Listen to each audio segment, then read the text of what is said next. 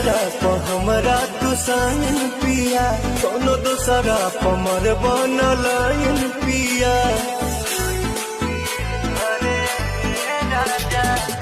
इहना केहू के हमार वाला हक हो